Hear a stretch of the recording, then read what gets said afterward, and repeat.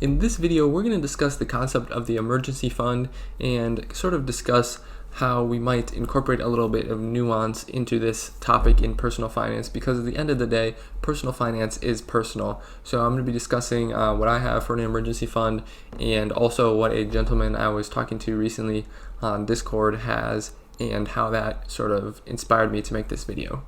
Hey, what's up guys? Welcome back to the channel. My name is Frank Mularcik, and I just wanted to make this video because a lot of times in the personal finance space, I feel like the concept of the emergency fund is fairly stagnant, and there's not much room for nuance there. So I feel like I said in the beginning, personal finance is personal, so you gotta make some decisions for yourself and maybe not just go on the cookie cutter recommendations that everyone seems to be putting out there, which I think for a vast majority of people, they are good recommendations. But if you want to take your personal finances to the next level, you really need to decide what is best for you exactly and maybe bring some nuance into that opinion.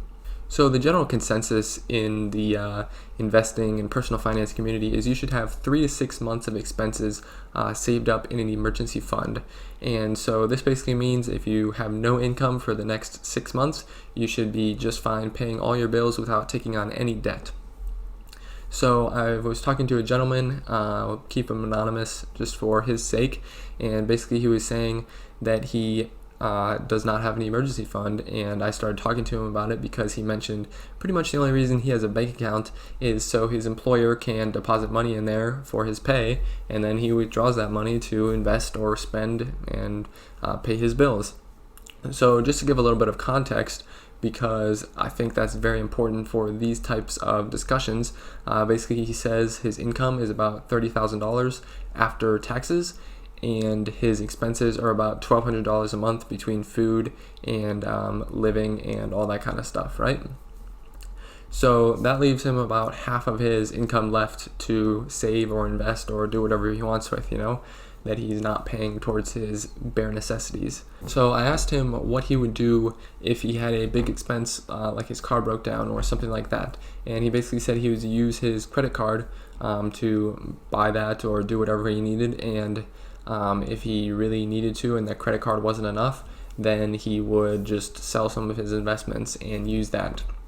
So what do I think of this strategy? I think for someone that has a good knowledge of personal finance and is good with credit cards and good with their money, I think that's really perfectly fine, to be honest, because if you know what you're doing and can handle your credit card without having that take control of you, and he's said he's paying it off every month and stuff like that. So I think for him, with his understanding of what he's doing, that's perfectly fine.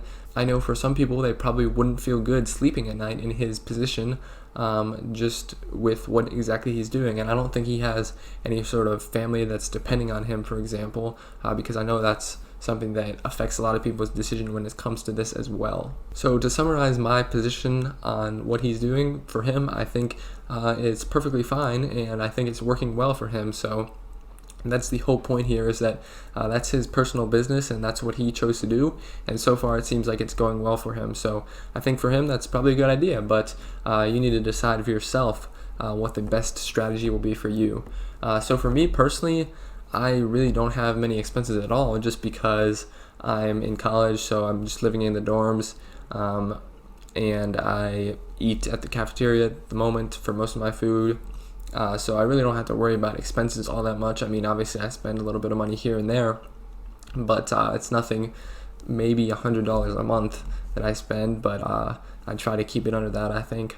So I would say I do have an emergency fund. Right now I think it's about $2,000 worth, maybe a little bit less, but I really don't know. That would probably last me a while of expenses at the rate I'm going, but I'm just trying to build that up over time in the hopes that when I have a lot more expenses, that fund will already be built up some, And also, I just kind of like to have that sort of thing hanging around. I'm definitely looking to buy a car sometime this year, so I'm trying to save up some money for that as well. And I really do have a difficult time just, parking money in the bank, because I can see that I'm just losing money there to inflation and to the opportunity cost that I could have gotten by doing something else with that money. But at the end of the day, I think I just like having that peace of mind that I do have that money there in case something does happen. So I think I definitely am on the more conservative side of things when it comes to these sort of matters, but I just don't want to get in any sort of trouble in any place, and that's my strategy for doing that. So I think that's perfectly fine because that's my strategy, and at this point it's working for me.